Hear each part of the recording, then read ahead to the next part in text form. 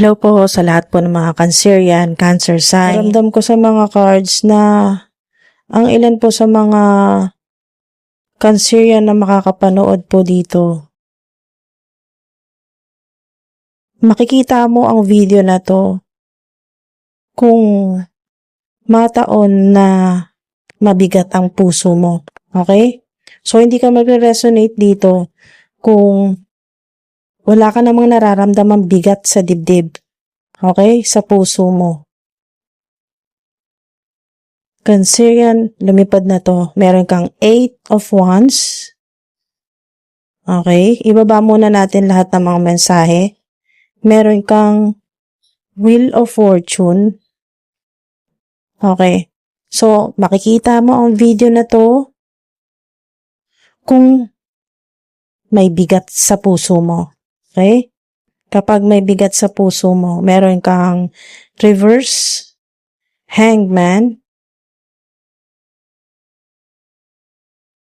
Baba muna natin lahat ng mga cards. Ace of Wands.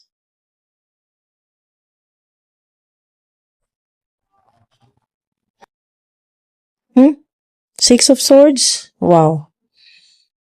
Okay po.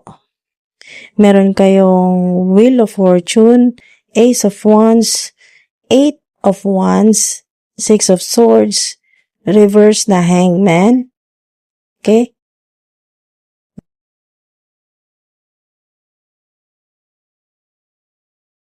Baba muna natin ang mga cards para sa mga Cancerian. Oof. Forbidden Love. Oh, ang bigat. Naramdam ko din yung bigat sa puso po ninyo, Cancerian. Lalo na lumabas ang Forbidden Love. So nakikita ko dito para siyang office romance o katrabaho, boss.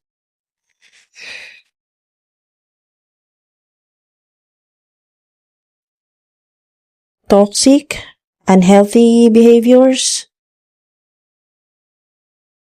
Ang bigat talaga niyan kasi people, parang ang daming involved, toxic people sa paligid. Sa relasyon po ninyo. Intervention, wow. Rescue. Oh, reminiscing, recalling, memories, returning. Karmic, third party, lesson, relationship, third party. Okay. So, gets ko na kung bakit ang bigat. Okay, mabigat. May bigat sa puso. May lesson kang natutunan lalo na dito sa Forbidden Love. Ang daming naging involved na maraming taong tutol sa relationship ninyo. Parang against all odds, parang ganun. Pero, palagi mong naaalala ang tao na to. Bumabalik palagi yung memories. Kahit yung mga hindi magandang memories, bumabalik na iisip na alala mo pa rin. Pero dahil dito sa intervention, sa nakikita ko dito ay tinulungan ka ng Divine Universe na makaalis. Ayan o, makaalis. Ayan o, makaalis or exit. Ayan po. Na maayos itong problema na to sa relationship. So, may third party issue dahil sa intervention card. Ibig sabihin, mga dude, natanggal na. Okay? At kung kasalukuyan kayo nasa ganitong sitwasyon, po matatanggal na. Hindi magtatagal. Hindi ka na maghihintay ng matagal. Sa nakikita ko dito na reverse na Hangman. Ace of Wands, binibigyan ka ng bagong panimula ng Divine Universe. May mga good news na darating po sa buhay po ninyo. Okay? Maaring pagkatapos nyo pong mapanood ito, may isang, okay, so yung clue, yung signs, okay, yung signs, symbols, or clue na kayo po ay makakaalis na sa ganyan pong karmic situation o forbidden love at magkakaroon ng panibagong mas maayos po na relationship na deserve mo talaga.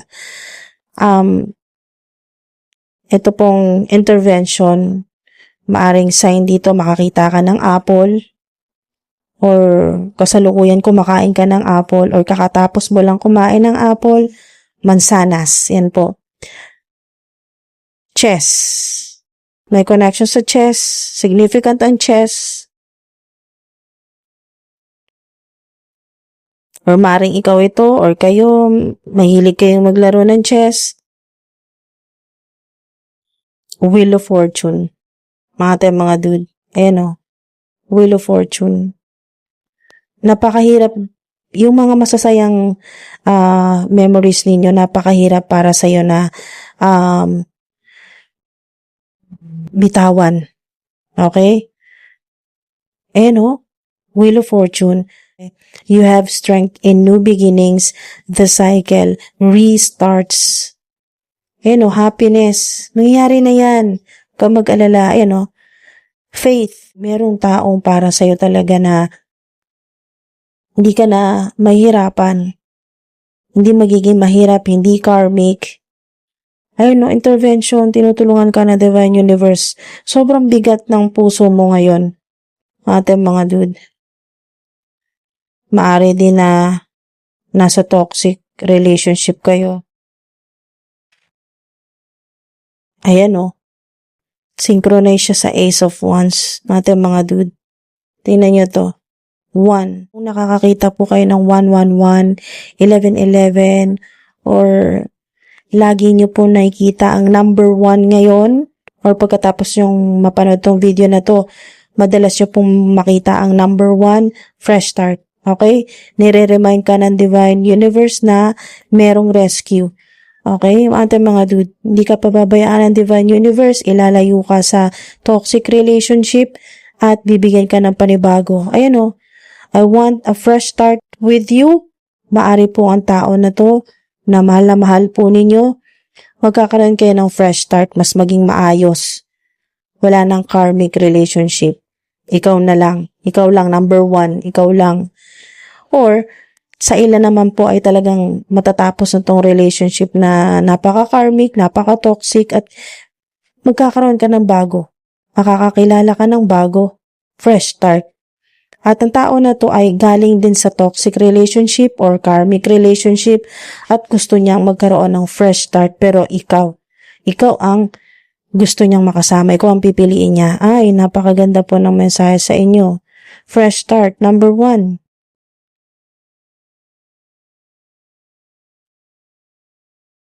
Yan po. Yes, 'di ba? Yes, confirmation. Wow. Confirmation. Yes. You already know. May clue ka na dito. Nasabi ng mga cards na may idea ka na dito sa video na to. I am addicted to you.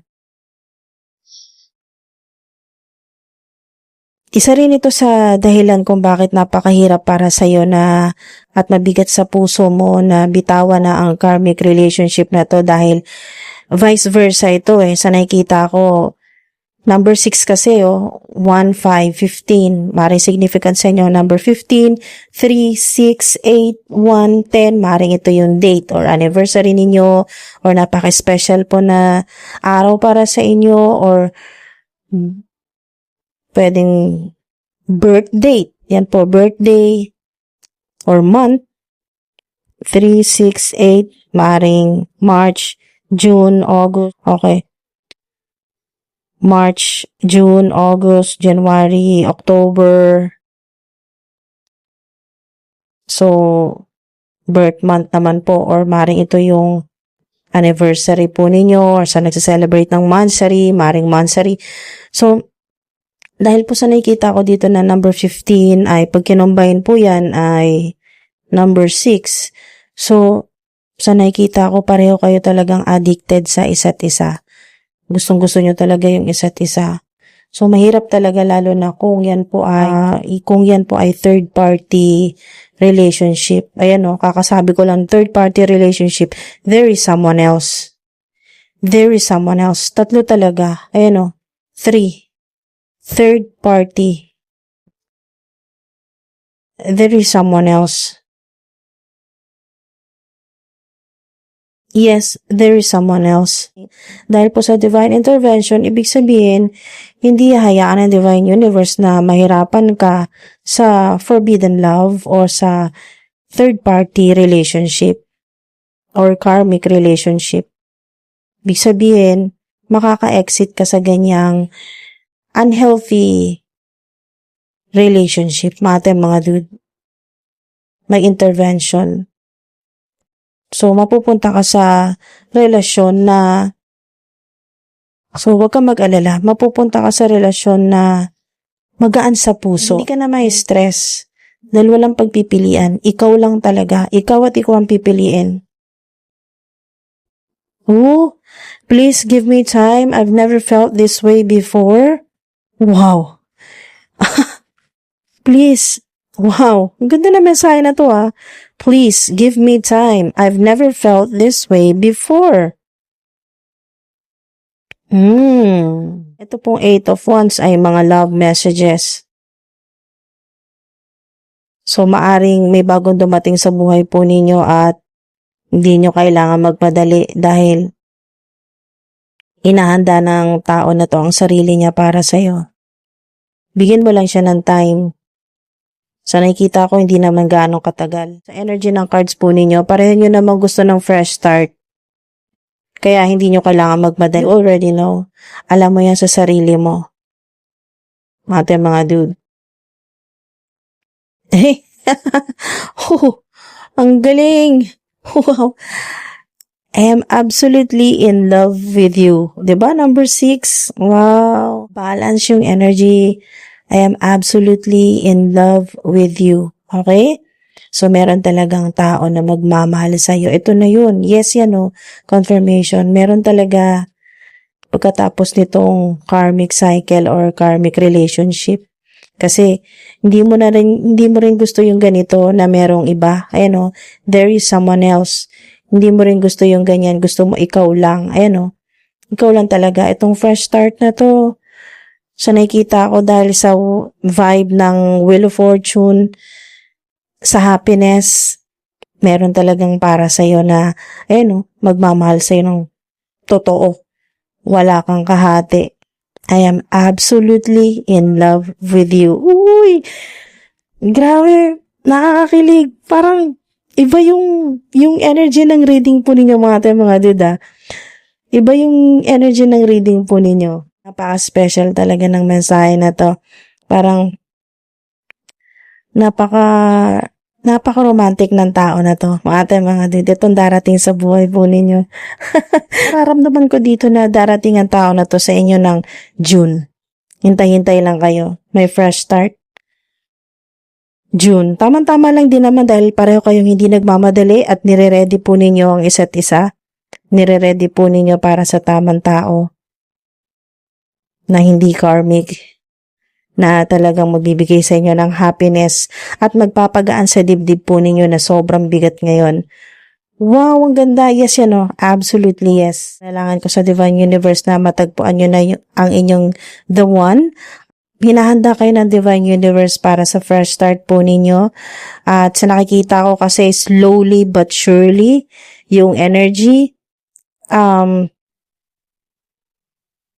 maaring sa ilan ay dahil po sa energy ng 8 of Wands ay mabilis. Okay? So, kung talagang mag-resonate kayo dito sa time frame na sinasabi dito na June, yung hinahanda kayo at ready na kayo by June 2026, magiging mabilis yung inyo pong desisyon na pag nakita nyo, nakilala nyo ang tao na to, parang napakabilis yung may in love sa tao na to. Yung parang kahit hindi mo pa siya matagal nakakasama or nakikilala, parang in love ka na sa kanya, gustong-gusto mo ang tao na to, at nakikita ko dito yung mga love messages ninyo, mabilis din ang mga reply dyan, mga dude, yung mga chat, tawa, ganyan po, mabilis. Yung inyo pong feeling sa isa't isa, mabilis din mag-grow eh. Kasi yung vibe or energy ng quick, mabilis na makapag-desisyon na parang, eto na, siya na ngayon. Parang ganun po. Siya na. Parang mabilis mong mararamdaman na, siya na nga talaga. Siya na yung the one. At ganun din siya kasi nga 6 balance. Ganun din siya. Ganun din yung mararamdaman niya. Ang ganda ng mensahe sa inyo. Walang paligoy-ligoy, diretso na, 'di ba? Yes, diretso na. Diretso na 'yan. Mga dude, so fresh start ninyo. Wow, ang ganda. Ayan po, sana ay nagustuhan po ninyo ang inyong reading, at sana po ay mga dude, sana mag-resonate kayo dito sa positive or high vibe na mensahe sa inyo. Ingat po kayo palagi. Hanggang sa susunod po.